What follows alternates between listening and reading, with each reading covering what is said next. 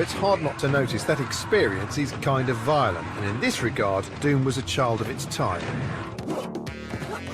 By 1993, technology had improved to the point where in-game characters could be represented, albeit crudely, by real people, as in the notorious Mortal Kombat here. And the sight of these real people maiming and mutilating each other was a step too far for some. When a player wins, the so-called death sequence begins. The game narrator instructs the player to finish, and I quote, finish his opponent. The player may then choose a method of murder, ranging from ripping a heart out to pulling off the head of the opponent with spinal cord attached. Every generation seems to have some sort of cultural moral panic, whether it's, you know, Elvis Presley's hips or video nasties or whatever. And in the 90s, it was video games. It was games like Doom, you know, and Mortal Kombat that had what were perceived to be super gory, terrible graphics, which when you look at them now is ludicrous, because of course it's just basically it's like people made out of CFAX getting blown up. Just as controversial was the frankly crappy Night Trap, which came on the exciting new CD-ROM format, threatening to turn games into full-motion video nasties.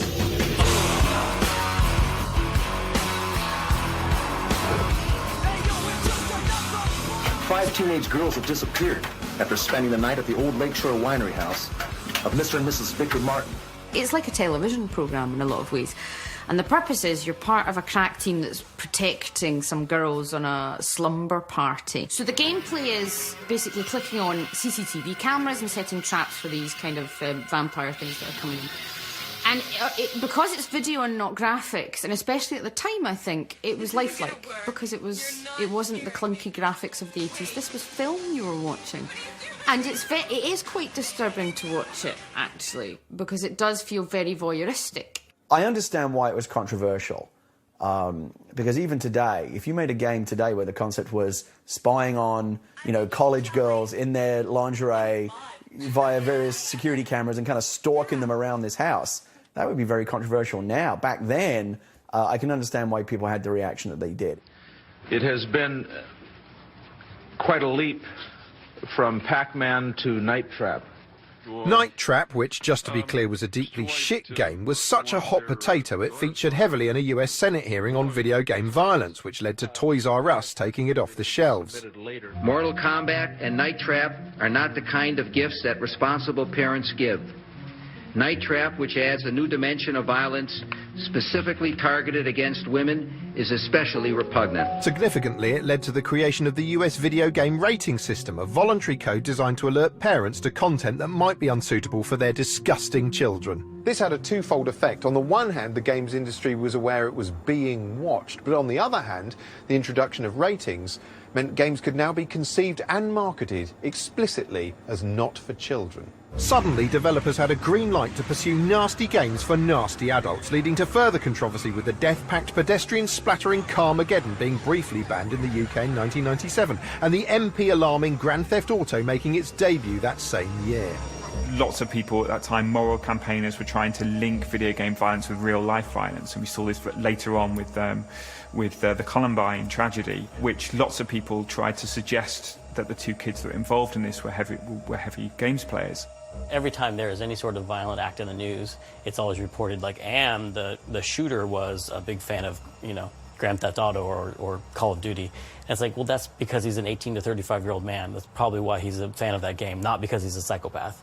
Recently in the USA, the National Rifle Association has tried to shift blame for a spate of mass shootings away from the availability of firearms and onto the shoulders of video games. Through vicious, violent video games with names like Bulletstorm, Grand Theft Auto, Mortal Kombat, and Splatterhouse. Ironically, the NRA makes some crude target shooting and varmint hunting games of their own. Furthermore, not everyone is convinced of a link between violent games and violent behaviour. I think there might be violent people that play these video games, but I don't think these video games turn you into violent people. We should move on. We should talk about some of the positive aspects of video games, or some of the genuine challenges we can make to the industry, like where are the positive female role models in games. But, you know, if we carry on with this debate, it amazes me that it's lasted for so long.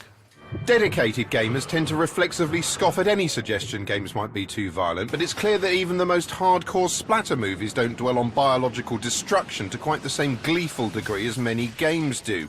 Increasing graphical fidelity means the debate will intensify as the portrayal of violence does. It's easy to laugh at the low-tech depiction of death in the early Mortal Kombat games, but the recent Mortal Kombat 9 features extreme and upsetting imagery that would be almost entirely unthinkable in most other mediums. Kung Lao wins. Flawless victory. Despite scenes that shocking, Mortal Kombat 9 failed to generate any real controversy, but then many games still fly somehow under the cultural radar and consequently aren't called upon to justify themselves. I'm traditionally quite nonchalant about violence in video games. I played the shit out of things like Doom and Sniper Elite, but even I find that basically unacceptable, which either means I've become a terrible wuss in my old age, or games are becoming so forensically graphic they're reaching a tipping point.